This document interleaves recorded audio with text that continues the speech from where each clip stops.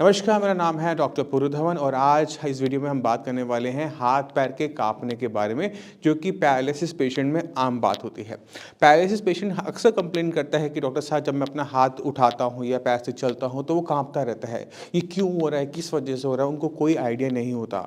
वही आइडिया आज आपको मैं इस वीडियो में देने वाला हूँ। हाथ पैर के कांपने के पीछे जो कारण है वो बहुत छोटा सा होता है।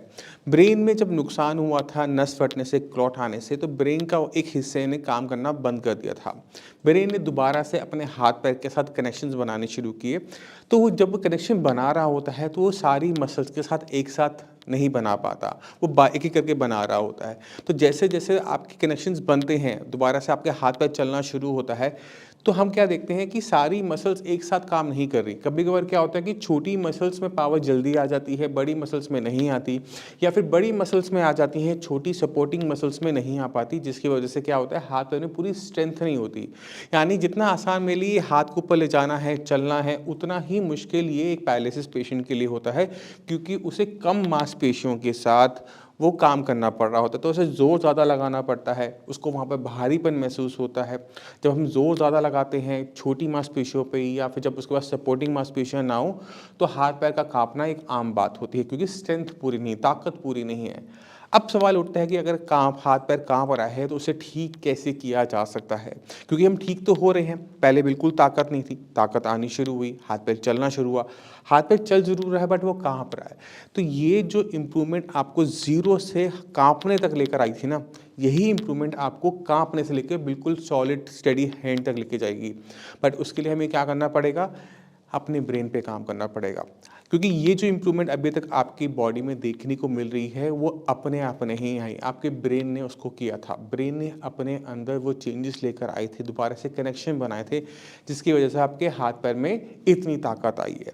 इस ताकत को अगर हम आगे बढ़ाते रहते हैं, ब्रेन के अंदर डेवलपमेंट करते रहते हैं, तो हम क्या देखते हैं कि जो हाथ पैर काँप रहा है वो काँपना बंद हो जाता है।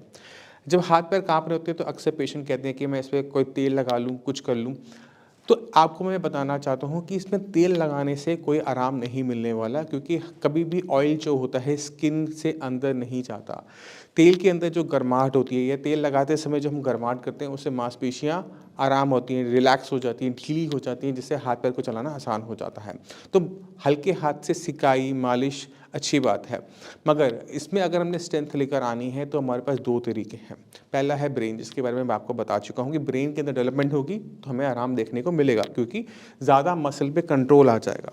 दूसरा तरीका होता है कि जो मांसपेशियाँ अभी चला रही हैं उनको बड़ा कर लो, क्योंकि हमारा ब्रेन और हमारी मांसपेशियों के साथ एक खास बात हो रही है। इनको हम जितना इस्तेमाल करते हैं ये उतनी ही डेवलप हो जाती हैं, उतनी ही ज़्यादा पहले से अच्छा काम करती हैं। अगर आप कोई काम करते हैं, मैथ्स पढ़ते हैं, साइंस पढ़ते हैं, म्यूज़िक करते हैं, तो पहले दिन हम अच्छे नहीं होते, बट अगर हम उसी काम को बार बार करते रहते हैं तो हमारा ब्रेन डेवलप हो जाता है। इसी तरह से अगर हम कोई वजन उठाते हैं, पहले दिन भारी लगेगा, मगर 10वें दिन तक आते थे वही वजन हल्का लगने लग जाता है, क्योंकि हमारी मांसपेशियाँ डेवलप हो जाती हैं। तो ये ब्रेन और मसल्स दोनों में पावर है कि इनको जितना इस्तेमाल करोगे ये उतनी ही डेवलप होंगी। तो हमने क्या करना है, हमने ब्रेन पे डेवलपमेंट में काम करना है, जो कि हम करवाते हैं, साई संजीवनी में करवाते हैं। उसके लिए आप बहुत सारी वीडियो देख चुके होंगे। अगर नहीं देखी तो आप सारी इस चैनल पे जितनी भी वीडियोस हैं उनको देखिए, आपको पेशेंट से मिलेंगे, उनको समझ में आएगा कैसे इंप्रूवमेंट होती है। अब मांसपेशियों में हम चलते हैं। मांसपेशियों के लिए हमें क्या करना पड़ता है, सही एक्सरसाइज का सिलेक्शन करना पड़ता है, क्योंकि अगर हम सही तरीके से एक्सरसाइज नहीं करते, ये गलत एक्सरसाइज कर बैठते हैं, तो भी हमें फ़ायदा देखने को नहीं मिलता। और हमेशा मैं हर वीडियो में कहता हूँ कि जो चीज़ करने में आपको दिक्कत महसूस होती है उस काम को इतनी बार करो कि वो काम आसान होता चला जाए। अगर पेशेंट को अपना हाथ उठाने में दिक्कत होती है, हाथ यहीं तक जाता है और कांपना शुरू कर देता है, तो पेशेंट को क्या करना चाहिए, ये वाली एक्सरसाइज या पूरे हाथ को उठाने की प्रैक्टिस करनी चाहिए? पूरे हाथ को उठाने की प्रैक्टिस करनी चाहिए। जहाँ दिक्कत महसूस हो रही है, जहाँ रुकावट महसूस हो रही है, उसके पीछे हाथ धो के पड़ना ही पड़ता है, क्योंकि जब आप उसके पीछे हाथ धो के पड़ जाते हो तो ब्रेन की भी मजबूरी होती है कि हम उस मांसपेशियों को दोबारा से काम में लेकर आएँ, दोबारा से काम करने लायक बनाएं। तो ब्रेन और मसल्स को सिग्नल देना पड़ता है कि हमें कहाँ पे इम्प्रूवमेंट चाहिए। अगर आप ये वाली मूवमेंट करोगे तो इस वाली मूवमेंट की जो मांसपेशियाँ लग रही हैं वो डेवलप होंगी। अगर हम ये मूवमेंट करेंगे तो यहाँ पे जो मांसपेशियाँ यूज़ हो रही हैं वो डेवलप होंगी।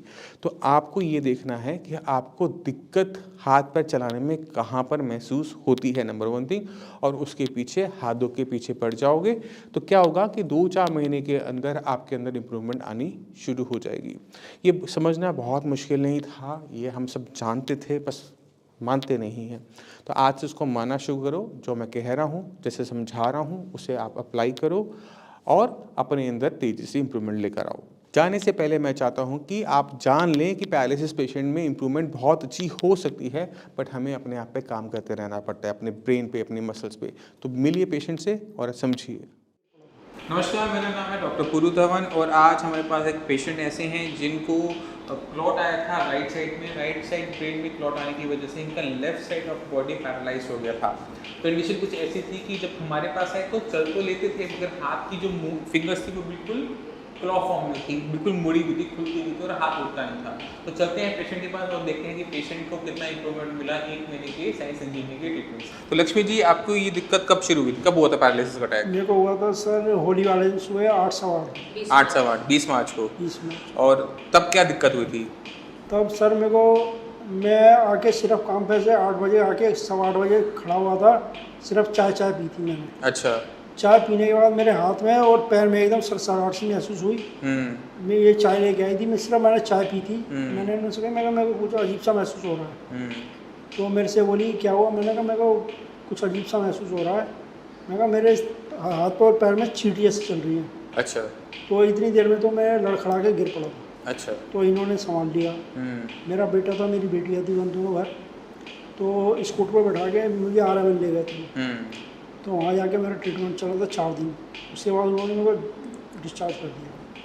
तो जब वहाँ से आए तो क्या कंडीशन थी? उस समय तो मैं लेफ्ट हैंड साइड पूरी अनकॉन्शियस थी, कोई मतलब मेरे फेस वगैरह पे, आँख वगैरह पे पूरा लेफ्ट साइड हो चुका था। वॉइस भी चली गई। अच्छा, और जब साइंस इंजीनियरिंग में आए तो क्या कंडीशन थी?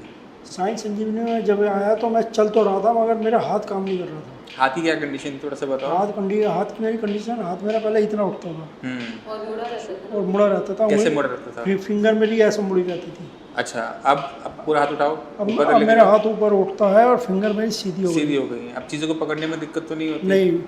पकड़ो, पेन उठाओ उल्टे हाथ से। पहले कर पाते थे इसको? नहीं, पहले नहीं कर पाते थे। अब कितने टाइम में ये हुआ? 1 मंथ सर। 1 महीने के अंदर ही सारा सुधार हुआ। तो आपने खुद देखा कि पेशेंट के अंदर वो चेंजेस जो चाहिए होती हैं, जो उसकी इम्प्रूवमेंट रुक जाती है, वो शुरुआत करने के लिए हमें हाथ पैर की मसल्स पे काम नहीं करना पड़ता, हमेशा पेशेंट की ब्रेन पे काम करना पड़ता है, क्योंकि वहीं पर क्लॉट आया था, वहीं पर डैमेज हुआ। जब तक हम ब्रेन पे काम नहीं करते, पेशेंट के हाथ पैर में कभी भी पावर नहीं आती। जो रुकी हुई इंप्रूवमेंट थी, जो रुक गई थी, जो हाथ में मूवमेंट नहीं थी, उंगलियां मुड़ी हुई थी, वो सिर्फ 1 मंथ के ट्रीटमेंट में पेशेंट की कंडीशन कुछ ऑलमोस्ट नॉर्मलाइज हो गई है। अभी 1 महीना हुआ है, अभी हम थोड़ा सा और आगे चलेंगे, 2-3 महीने का कोर्स करेंगे, उसके बाद मुझे नहीं लगता कि आपको और ट्रीटमेंट लेने की जरूरत पड़ेगी। डॉक्टर साहब मुझे कोई दिक्कत नहीं है, 6 महीने की दवाई खा लूँगा, मगर मुझे सही होना है। अच्छा, ठीक है। चलिए, इतना लंबा तो नहीं जाएगा आपका, क्योंकि काफ़ी अच्छी इंप्रूवमेंट हो चुकी है। जितनी इंप्रूवमेंट इस महीने आई है, इतनी अगले महीने आ जाएगी, तो आप ऑलमोस्ट हो चुके होगे। अभी सुनने में आया आप बाइक से आए हो, बाइक चलाकर आए हो। पिछले महीने बाइक चलाते थे? नहीं चलाता नहीं, बेटे के साथ में। बेटा मेरा कितने टाइम के बाद आपने बाइक चलाई है? 4 महीने। 4 महीने बाद, ठीक है। इनमें बहुत तेज़ी से बहुत अच्छी इंप्रूवमेंट आने का एक रीज़न ये भी है कि इनकी जो डैमेज हुआ था उसको भी बहुत ज़्यादा टाइम नहीं हुआ था। अगर ये पेशेंट 6 मंथ के बाद आता तो उसमें इंप्रूवमेंट धीरे धीरे होती, क्योंकि ये अपने उस टाइम के अंदर आए जब ब्रेन के अंदर डेवलपमेंट हो रही होती है। तो ज़रा सा भी हम उसको पुश करते हैं तो वो तेज़ी से इंप्रूवमेंट दिखाते हैं।